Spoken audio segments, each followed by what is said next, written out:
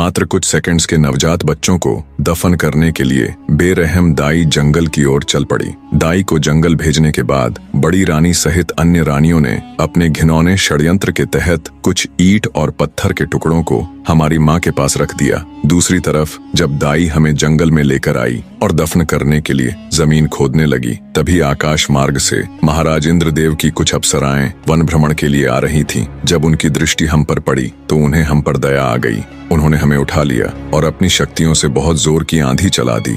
धूल मिट्टी उड़ने के कारण दाई हमें खोजती रह गई। हमारे नहीं मिलने पर महल में जाकर उसने महारानी के डर से झूठ बोल दिया कि उसने हमें मारकर जमीन के अंदर दबा दिया है। दाई के वहां से जाने के बाद अप्सराओं ने मेरे 6 भाइयों को बांस में बदल दिया और मुझे चंपा के फूल का पौधा बना दिया। बस उन्हीं की कृपा से हमें सभी बातें याद हैं और हम सभी को पहचान कर उनके अनुसार अपना व्यवहार कर पा रहे हैं और मानव की आवाज में बोल पा रहे हैं। सारी बातें जान राजा सहित वहां मौजूद सभी लोग हैरान थे। रानी राजलक्ष्मी की आंखों से तो अश्रु रुकने का नाम ही नहीं ले रहे थे।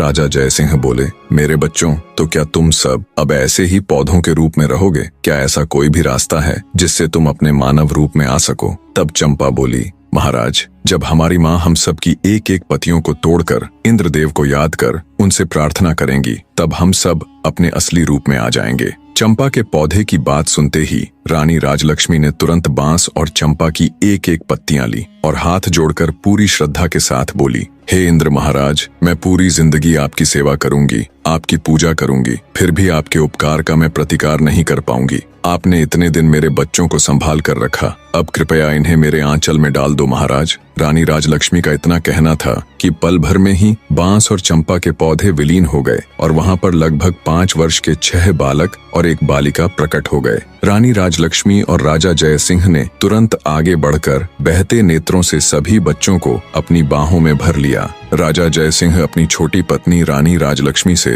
हाथ जोड़कर माफी मांगता है। वहां उपस्थित सभी राज दरबार व गांव के लोग स्तब्ध खड़े ये पूरा दृश्य देख रहे थे। सबकी आंखें नम थीं, शिवाय बड़ी रानियों के। ये सब देखकर उनके पैरों नीचे से तो जैसे धरती खत्म हो गई थी। राजा जयसिंह अपने सिपाहियों को आदेश देता है, पकड़ लो इन दुष्ट औरतों को और फांसी पर लटका दो। ये दुराचारिणी तो मानवता के नाम पर कलंक है। राजा की ये बात सुन रानी राजलक्ष्मी कहती है, महाराज, आज मेरे लिए मेरी जिंदगी का सबसे बड़ा दिन है। आज इतने बड़े खुशी के मौके पर मैं किसी के लिए इतना काला दिन नहीं लाना चाहती। मेरा आपसे अनुरोध है, आप इन सबको क्षमा कर दीजिए। राजा बोला, रानी, आपका हृदय बहुत विशाल है, पर इनके गुनाह को देखते हुए इन्हें क्षमादान तो नहीं दिया जा सकता, किंतु आपके अनुरोध पर मैं इन दुराचारिणियों को आजीवन कारावास की सजा